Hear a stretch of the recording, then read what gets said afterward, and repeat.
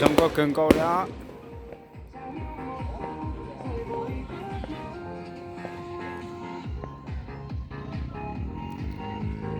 Cứ xì cần câu đi, giờ món đồ chứ không sai được cả. Con không tới đâu.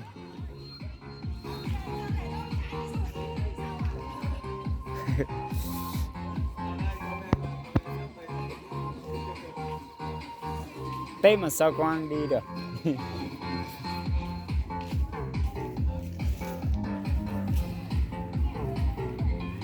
Đó này, về xe cho tốt luôn xe cho nó lọ dẻo.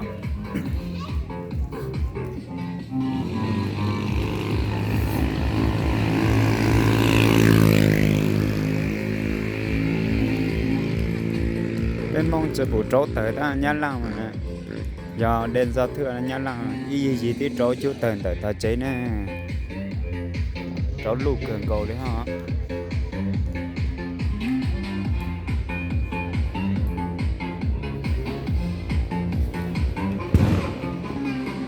bên mong chỉ mùa đền giao thừa thằng nhá lăng nó xuôi vậy ô lúc chế rong cầu cửa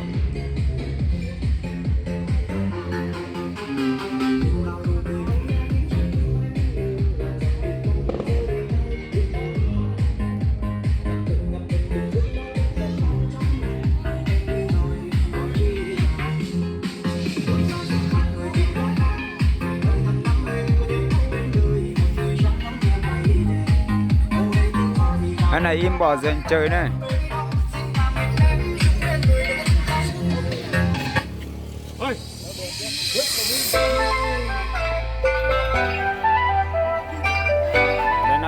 để nó im dần chơi nha để tôi xử để nó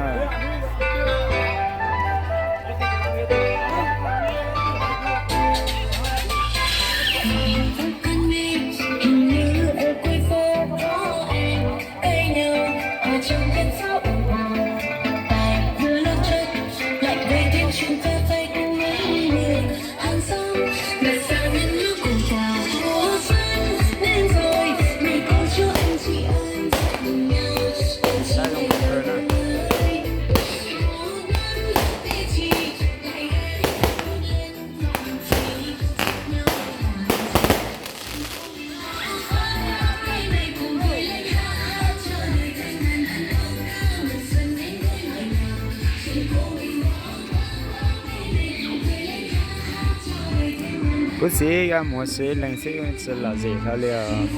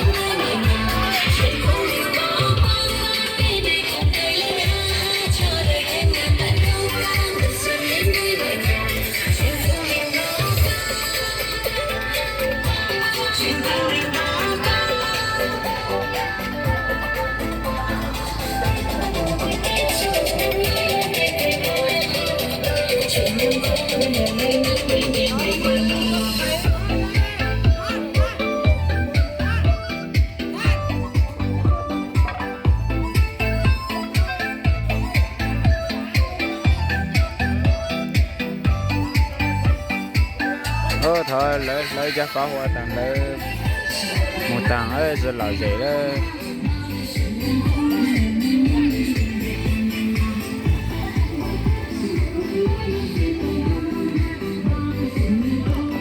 Xe nó xưa ở giờ bên bự ở giờ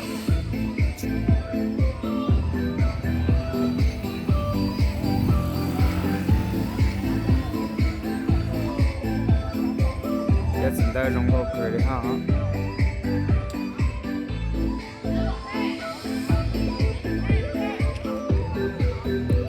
Còn nó mình sẽ giờ ta chỉnh nhau hố hố tới cái nạn trong thở luôn mình sẽ có lò dễ cần cầu léo.